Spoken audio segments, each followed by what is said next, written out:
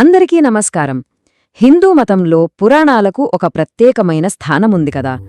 అసలు పురాణాలంటే ఏంటి, వాటిలో ఏముంది?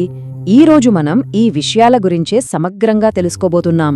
సనాతన ధర్మంలోని కాలాతీత కథలు, నైతిక పాఠాలు, ఇంకా ఎంతో దివ్య జ్ఞానాన్ని భద్రపరిచే ఈ అద్భుతమైన గ్రంథాల ప్రపంచంలోకి పదండి మన ప్రయాణాన్ని మొదలుపెడదాం. సరే, ముందుగా పురాణం అనే మాటనే తీసుకుందాం. దీనికి అర్థమేంటంటే సంస్కృతంలో ప్రాచీనమైనది లేదా పాతది అని. అంటే ఇది ఏనాటి నుంచో వస్తున్న కథలని, సాంప్రదాయిక జ్ఞానాన్ని తనలో దాచుకున్న ఒక సాహిత్యమన్నమాట.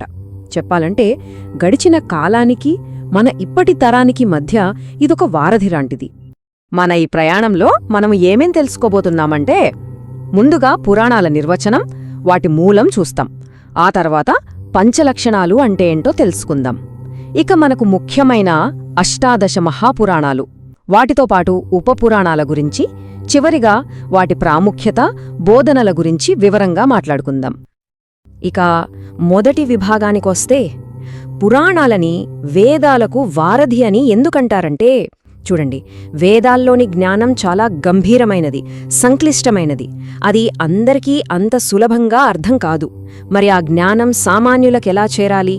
అక్కడే పురాణాలొస్తాయి.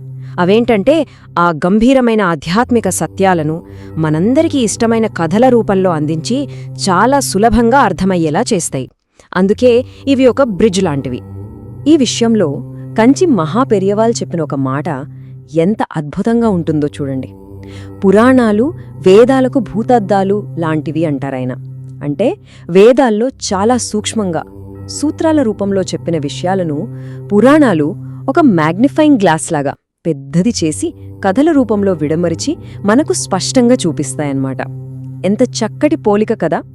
సరే, మరి ఒక గ్రంథాన్ని పురాణం అని మనం పిలవాలంటే దానికి కొన్ని ప్రత్యేకమైన లక్షణాలుండాలి. అలా ఉంటేనే దాన్ని పురాణం అంటారు. వాటినే పంచలక్షణాలు అని పిలుస్తారు. అంటే 5 లక్షణాలు. అవేంటో ఇప్పుడు చూద్దాం. ఈ 5 లక్షణాలే పురాణాలకు ఒక నిర్దిష్టమైన రూపాన్ని, ఒక పద్ధతిని ఇస్తాయి. ఈ పంచలక్షణాలు ఏంటో వరుసగా చూద్దాం. మొదటిది సర్గ, అంటే ఈ మొత్తం విశ్వం యొక్క సృష్టి ఎలా జరిగింది అనేది. రెండవది ప్రతిసర్గ, అంటే ప్రళయం వచ్చిన తరువాత ఈ విశ్వం మళ్లీ ఎలా పునఃసృష్టింపబడింది అనేది. ఇక మూడవది వంశ. ఇందులో దేవతలు, ఋషులు, అలాగే రాజుల వంశావళి గురించి ఉంటుంది. నాల్గవది మన్వంతర. ఇది కాలాన్ని విభజించే విధానం, అంటే మనువుల పాలన కాలాల్లో అన్నమాట. చివరిగా 5వది వంశానుచరిత. ఇందులో ఆయా రాజవంశాల చరిత్రలు వివరంగా ఉంటాయి. చూసారా, ఈ 5 కలిస్తేనే ఒక పురాణం సంపూర్ణమవుతుంది. ఓకే, పురాణాల లక్షణాలు చూశాం కదా. ఇప్పుడు మనం అసలు విషయానికి వద్దాం. పురాణ వాంగ్మయంలో అత్యంత ప్రధానమైనవి అష్టాదశ మహాపురాణాలు, అంటే 18 మహాగ్రంథాలు. వీటి గురించే ఇప్పుడు మనం తెలుసుకోబోతున్నాం. అవును, ఈ నంబర్ బాగా గుర్తుపెట్టుకోండి, 18. సాంప్రదాయంగా మనకున్న మహాపురాణాలు 18.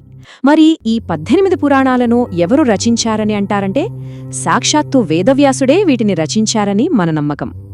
అయితే ఇక్కడొక చాలా ఆసక్తికరమైన విషయం ఏంటంటే, ఈ 18 పురాణాలను కూడా మళ్లీ 3 రకాలుగా వర్గీకరించారు. అవేంటంటే 3 గుణాల ఆధారంగా, అంటే సాత్విక, రాజసిక మరియు తామసిక పురాణాలని.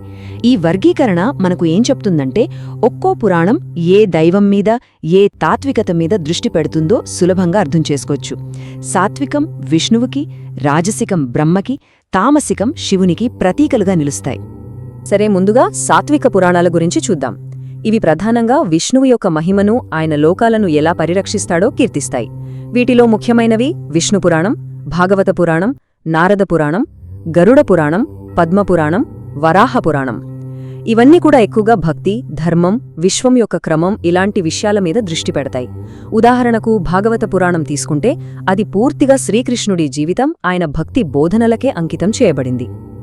ఇక ఆ తర్వాతవి రాజసిక పురాణాలు. పేరులోనే ఉన్నట్లు ఇవి రజోగుణానికి, అంటే సృష్టికి సంబంధించినవి. అందుకే ఇవి సృష్టికర్త అయిన బ్రహ్మదేవుడితో ముడిపడి ఉంటాయి. ఉదాహరణకు బ్రహ్మపురాణం, బ్రహ్మాండ పురాణం వంటివి ఈ విశ్వం ఎలా పుట్టింది, దాని నిర్మాణం ఏంటి అనే విషయాలు చెబుతాయి.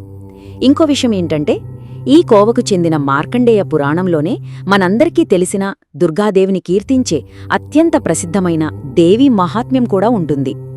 ఇక చివరిగా 3వ వర్గం తామసిక పురాణాలు. ఇవి ప్రధానంగా లయకారకుడైన శివుడికి అంకితం చేయబడ్డాయి. శివపురాణం, లింగపురాణం, స్కాందపురాణం వంటి గ్రంథాలు ఈ కోవలోకే వస్తాయి. ఇవి శివుడి గాథలు, శివలింగం వెనుక ఉన్న తాత్వికత, అలాగే సృష్టి యొక్క లయ, పరివర్తన లాంటి లోతైన అంశాలను మనకు వివరిస్తాయి. అయితే ఈ 18 మహాపురాణాలే కాకుండా మనకు ఉపపురాణాలు అని పిలువబడే మరికొన్ని పురాణాలు కూడా ఉన్నాయి. ఇవి పరిమాణంలో కొంచెం చిన్నవి, కాని పౌరాణిక సాహిత్యంలో వీటికి కూడా చాలా ముఖ్యమైన స్థానం ఉంది. మరి ఈ మహాపురాణాలకి ఉపపురాణాలకి మధ్య తేడా ఏంటని అనుకుంటున్నారా?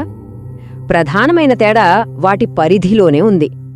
మహాపురాణాలు మొత్తం విశ్వానికి సంబంధించిన పెద్ద పెద్ద ఇతివృత్తాల గురించి మాట్లాడితే, ఉపపురాణాలెప్పుడుగా స్థానిక దేవతలు, ప్రాంతీయ కథలు, అక్కడి ఆచారాల మీద దృష్టి పెడతాయి. ఇప్పటిదాకా పురాణాల గురించి చాలా విషయాలు తెలుసుకున్నాం. ఇక చివరిగా అసలు మన హిందూ మతం పైన, మన సంస్కృతి, సమాజం పైన ఈ పురాణాలు ఎంతటి ప్రభావాన్ని చూపాయో చూద్దాం. గుర్తుంచుకోండి, ఇవి కేవలం పాత కథల పుస్తకాలు కావు. ఇది మనతో పాటే ప్రయాణిస్తున్న ఒక సజీవ వారసత్వం. పురాణాల ప్రాముఖ్యతను మనం కొన్ని ముఖ్యమైన అంశాల్లో చూడొచ్చు.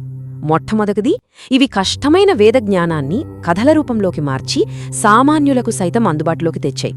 ఆ తర్వాత మన కళలు, సంగీతం, నాట్యం ఇలా ఎన్నో కళారూపాలకు ఇవే స్ఫూర్తి. అంతేకాదు, మనం ఎంతో సంబరంగా జరుపుకునే హోలీ, దీపావళి, దుర్గాపూజ లాంటి ఎన్నో పండుగలకు మూలాలు ఈ పురాణాల్లోనే ఉన్నాయి. అన్నింటికంటే ముఖ్యంగా ధర్మం, కర్మ లాంటి కీలకమైన విలువలను బోధిస్తూ మన దేశంలోని విభిన్న సంప్రదాయాలను ఒకే తాటిపైకి తెచ్చి సాంస్కృతికంగా ఏకం చేశాయి. సో మనం అర్థం చేసుకోవాల్సిందేంటంటే, పురాణాలు అంటే కేవలం దేవతల కథలు, యుద్ధాలు మాత్రమే కాదు. వాటిలో మానవ విలువలు, నైతికత, ఇంకా ఈ విశ్వం ఎలా నడుస్తుందనే దానికి సంబంధించిన ఎన్నో లోతైన పాఠాలు ఉన్నాయి. మరి ఆలోచించండి, వేల ఏళ్ల నాటి ఈ ప్రాచీన గాథలు, వాటిలోని ఈ బోధనలు మన నేటి ఆధునిక ప్రపంచానికి ఏమని సందేశమిస్తున్నాయి? ఈ ప్రశ్నతోనే ఈ రోజుకి ముగిద్దాం.